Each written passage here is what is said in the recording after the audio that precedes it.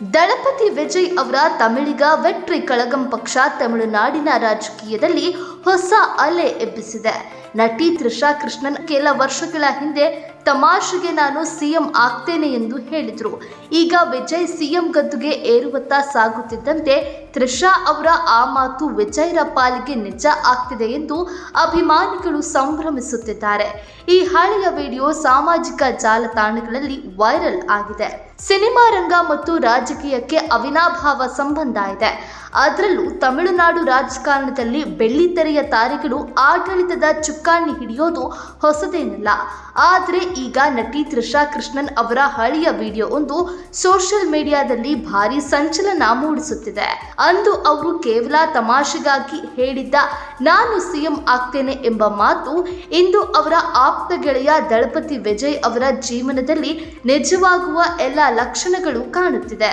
ಕೆಲವು ವರ್ಷಗಳ ಹಿಂದೆ ಸಂದರ್ಶನ ಒಂದರಲ್ಲಿ ತ್ರಿಷಾ ಅವರಿಗೆ ನಿಮಗೆ ರಾಜಕೀಯಕ್ಕೆ ಬರುವ ಆಸೆ ಇದೆಯಾ ಎಂಬ ಪ್ರಶ್ನೆ ಕೇಳಲಾಗಿತ್ತು. ಅದಕ್ಕೆ ನಗುತ್ತಲೇ ಉತ್ತರಿಸಿದ ತ್ರಿಷಾ, ನಾನು ರಾಜಕೀಯಕ್ಕೆ ಬಂದರೆ ನೇರವಾಗಿ ಮುಖ್ಯಮಂತ್ರಿಯೇ ಆಗುತ್ತೇನೆ ಅಂತ ಹೇಳಿದ್ರು. ಆ ಸಮಯದಲ್ಲಿ ಅದು ಕೇವಲ ಒಂದು ಫನ್ನಿ ಸ್ಟೇಟ್ಮೆಂಟ್ ಆಗಿತ್ತೇ ಹೊರತು ಯಾರೂ ಗಂಭೀರವಾಗಿ ಪರಿಗಣಿಸಿರಲಿಲ್ಲ. ಆದರೆ ಇಂದು 2026ರ ಚುನಾವಣಾ ಫಲಿತಾಂಶದ ಮುನ್ಸೂಚನೆಗಳು ಹೊರಬೀಳ್ತಿರುವಾಗ ಆ ಮಾತುಗಳು ಬೇರೆಯದ್ದೇ ಅರ್ಥ ಪಡೆದುಕೊಳ್ಳುತ್ತಿದೆ. ದಳಪತಿ ವಿಜಯ್ ಅವರ ತಮಿಳಿಗ ವೆಟ್ರಿ ಕಳಗಂ ಪಕ್ಷದ ಮೂಲಕ ರಾಜಕೀಯಕ್ಕೆ ಧುಮುಕಿದಾಗ ಅನೇಕರು ಇದನ್ನ ಸಿನಿಮಾ ಸ್ಟಂಟ್ ಎಂದು ಭಾವಿಸಿದ್ರು.